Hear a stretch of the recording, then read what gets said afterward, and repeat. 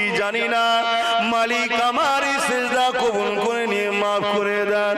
ওরে যুবক শোনো শোনো, যখন তোমার জানটা কবজ হবে, আমার আল্লাহ বলবে বান্দাটা আমাকে সিজদা দিয়েছিল।